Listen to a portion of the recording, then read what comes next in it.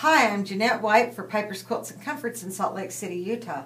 We're doing a series of videos today to help you with any little problems you might have in your knitting.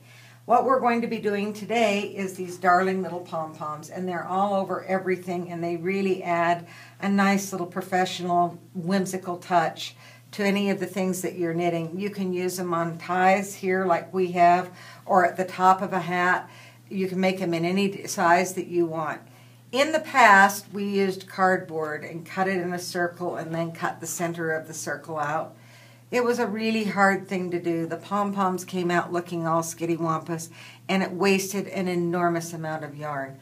We're not going to be doing that anymore. We're going to be using this fabulous little tool that has come out.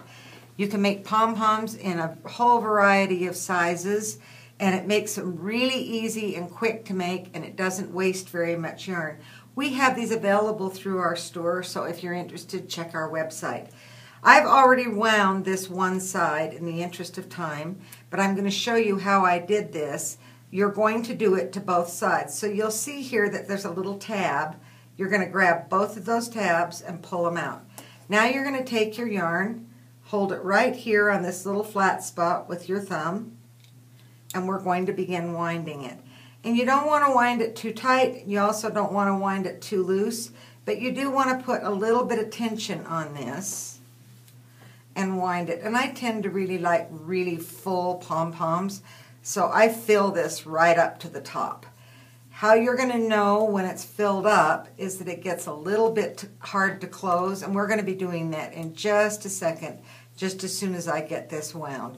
So you're just going to kind of fill up this little cradle here that holds this yarn.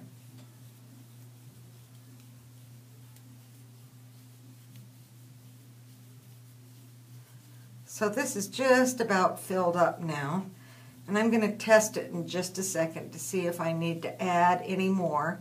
And how I'm going to test it is that I'm going to close it, and if I get a little bit of resistance right here, then I know it's full. I don't have this one quite full enough yet, so I'm going to wind a little bit more yarn on here because, like I said, I really like my pom-poms to be kind of fat.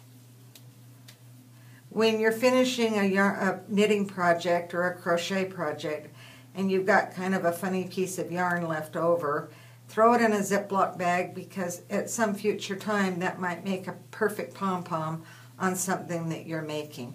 So this one should be about ready now, and that's about ready. I'm getting a little bit of resistance there. So now I'll cut my yarn, and this one I'm going to fill back up, and now it looks like this.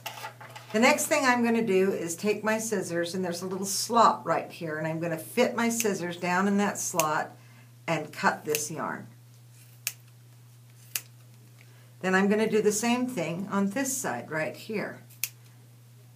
Whoops, let's get that little tail out of the way. Okay, now you have to handle this a little bit gingerly at this part because nothing is really holding this yarn in, and if you opened it up, all the yarn would fall out and you wouldn't want that. The next thing you're going to do is cut a length of yarn that's about 18 inches long. And I'm going to put it into this little groove that's right here, like so.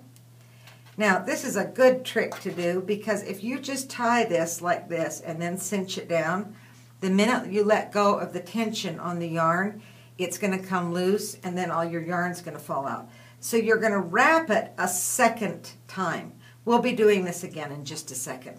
Then I'm going to cinch it down as hard as I can. Now, if you're using a yarn that's lightweight like a DK or a fingering or a baby yarn, you might want to double this piece of yarn that you're using to tie in the middle so that you can put enough tension on it without breaking it. Now I'm going to loop it around to the other side, and I'm going to do exactly the same thing again. I'm going to wrap it around in one knot and then wrap it around again in a second one, and I'm going to cinch it down as tight as I can and then tie one more single knot.